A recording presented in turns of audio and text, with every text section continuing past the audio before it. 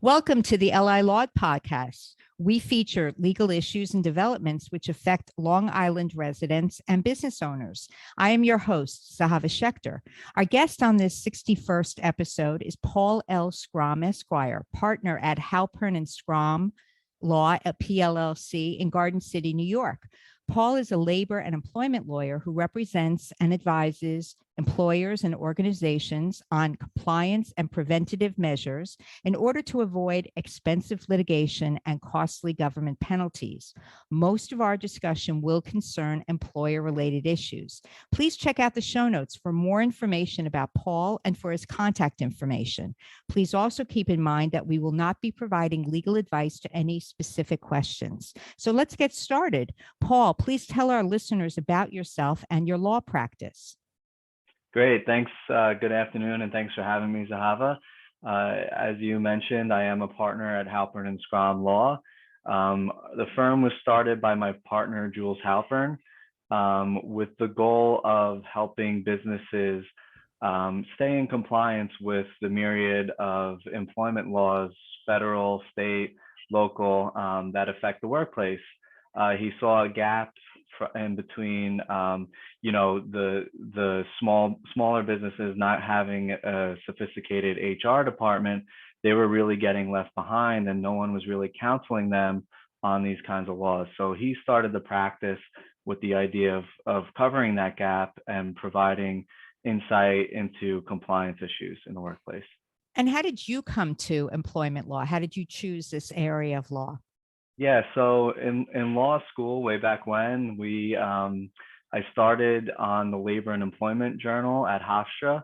It really got me into the topic area. It got me really interested in it.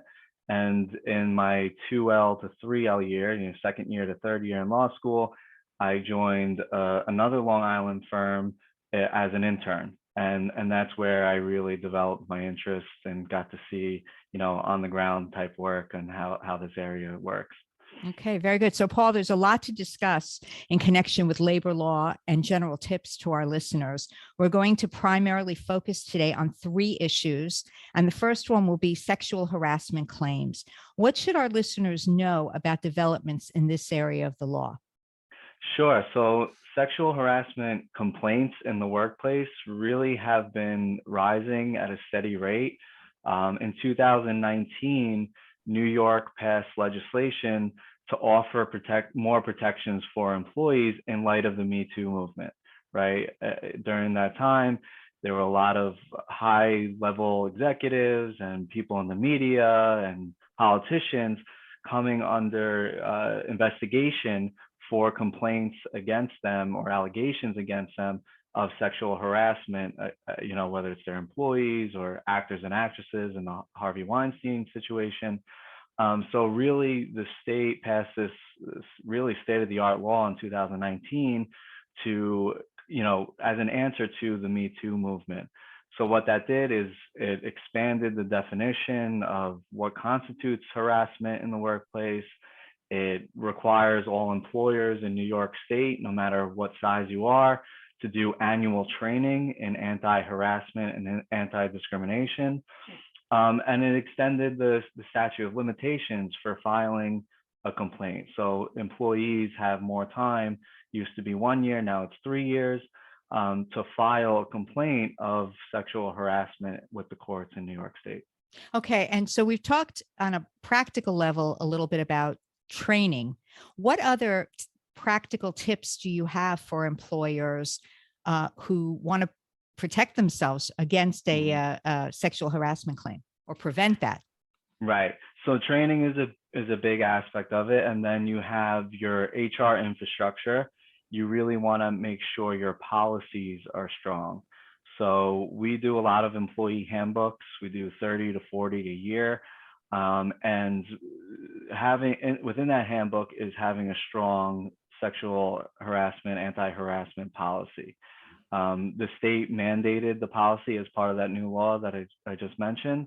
And there's certain things that you want to include in those policies, i.e. reporting procedures. If there is an allegation of harassment, where that person can go to report it to, whether it's the HR person or a supervisor, manager. You want to define that in your policy.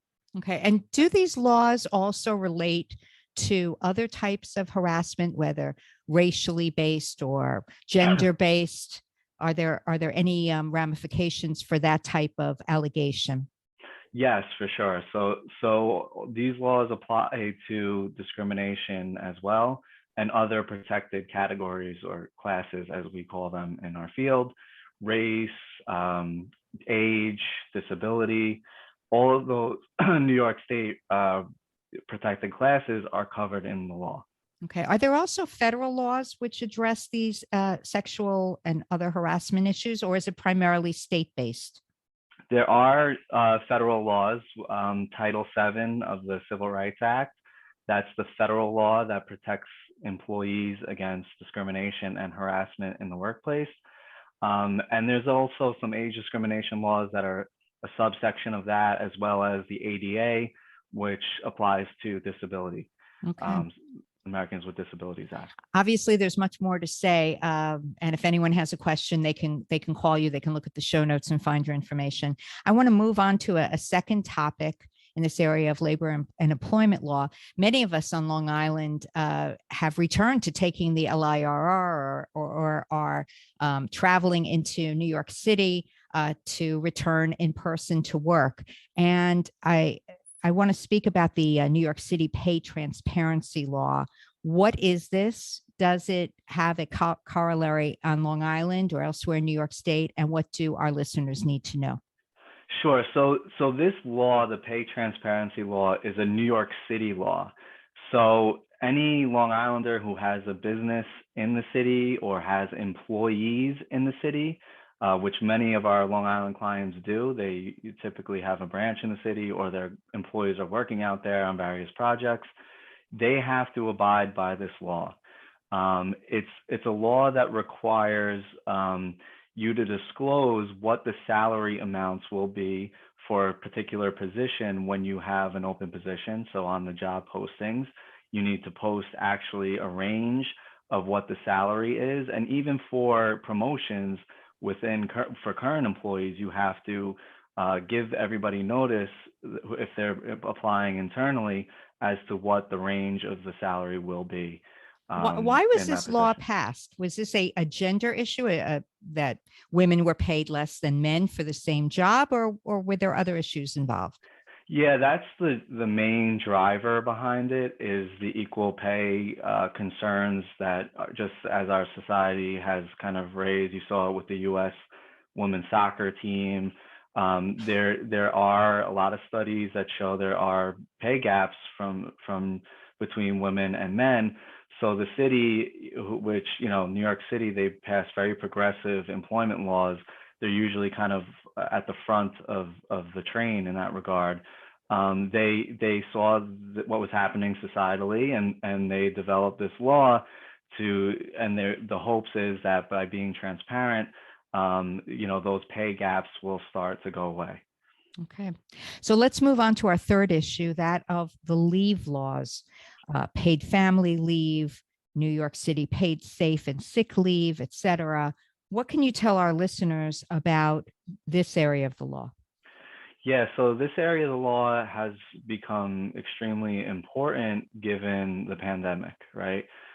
With COVID, the legislators have really expanded these laws to apply to taking the time off for COVID, to taking time off if your loved one has COVID, if you need to get a vaccine or a booster shot, whether your employer is requiring it or the government's requiring it, whoever, you have to give paid time off to get that vaccine up to 4 hours. So there's all of these sick leave laws that have come about, have arisen out of the COVID pandemic. New York State passed a sick leave law that went into effect last year.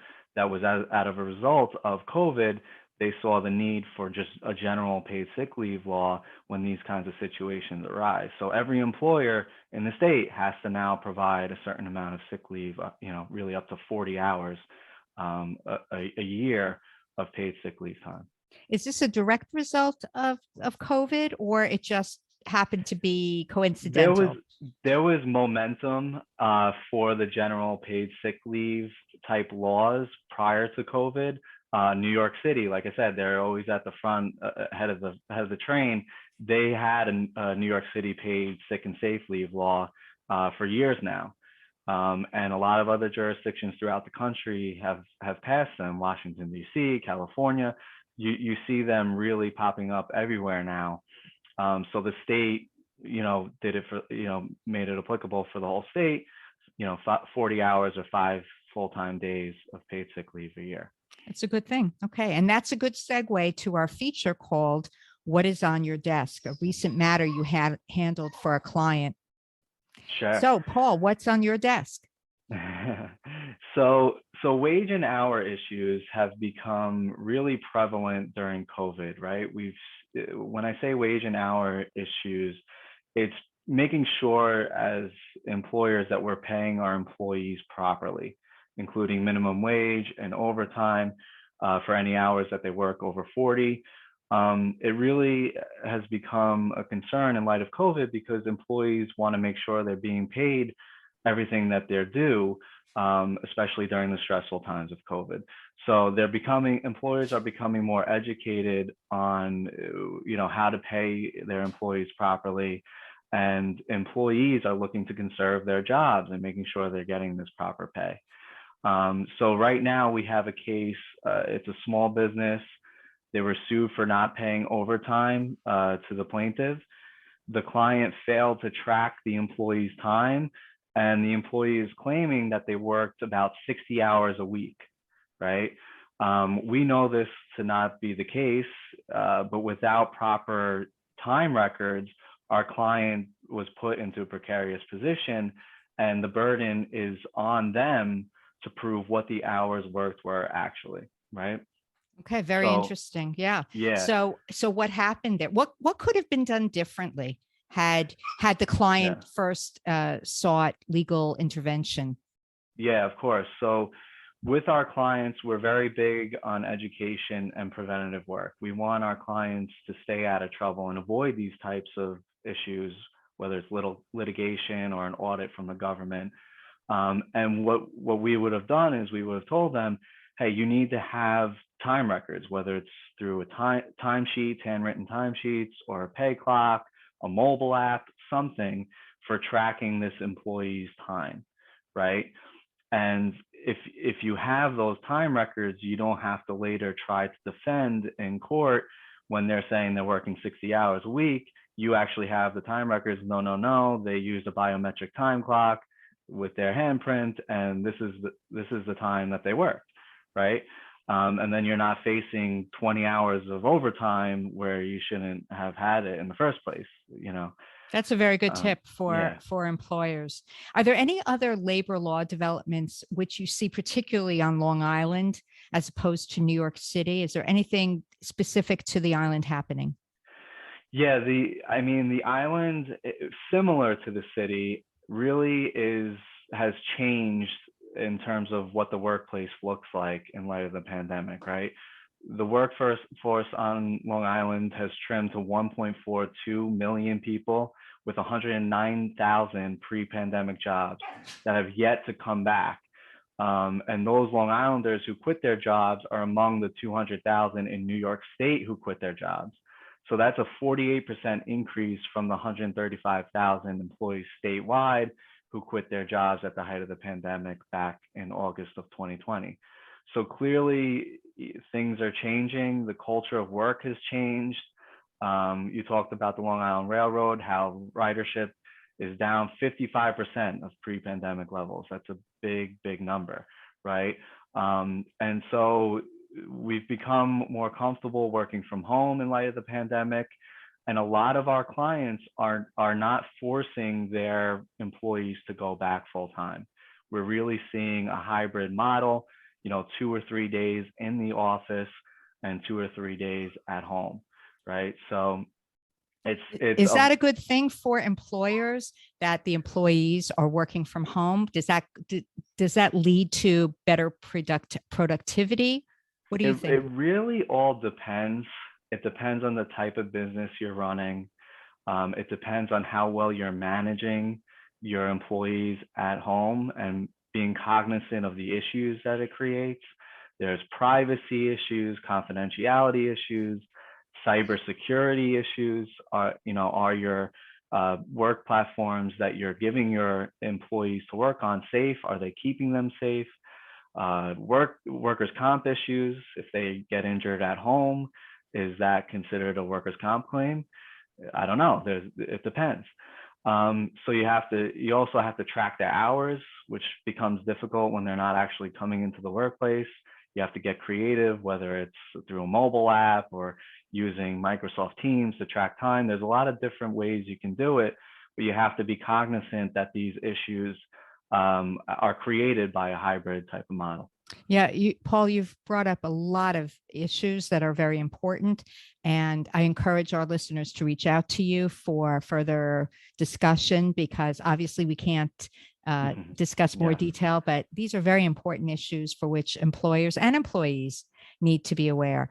We're going to move on to our segment, Rest in Peace. Someone you know who recently died and made a great contribution to our Long Island community. Paul, whom do you remember? Sure. So recently, unfortunately, a childhood friend of mine, his father passed away. His name was Peter Carey. He had a great impact not only on myself, but many that I know in the Oakdale Bohemia community on Long Island. He was a very con man. He was very active in youth sports. He worked for the town of Islip. And everyone I've talked to, really respects him. And the Carey family is a very great family, and he definitely will be missed. So thank you for even giving me the opportunity. Absolutely, we are a community here on Long Island, and we definitely need to care for each other. So, Paul, if you had one final piece of advice to employers, big or small, what would it be? Sure. So as I mentioned, our firm is very focused on preventative work. We want to keep our clients out of trouble. So it's very important for employers to think about being proactive when it comes to their employees. So, sorry, Zehava. Okay, great. So stressing the importance of proactiveness when it comes to your employees, to avoid these lawsuits and the Department of Labor coming in and auditing your workplace, you really need to ensure you have a strong compliance structure, infrastructure, and talk to an attorney. Talk about what you're going to do when it comes to laying off an employee, terminating an employee, making sure you have your policies in place. We talked about the harassment policy, but there's a myriad of policies that not only are required by law, but that are suggested or recommended as a preventative measure. So really approaching these issues in a legally sound way before they blow up can save employers a lot of time, stress, money, and that's really the focus of our firm, right? We want to service that middle market who may not have a particular HR executive that they can lean on, or they just need general legal advice when it comes to their employees. Okay, it sounds like failure to prepare is preparing to fail. So the better course of action here is to get ahead of the curve, to talk to the lawyer, to find out what needs to be done as an employer to prevent further spending down the road. And that's it for our 61st episode. Thank you so much, Paul Scrom, for coming on the podcast today. Thank you, Zehava. It was a pleasure, and I appreciate you taking the time.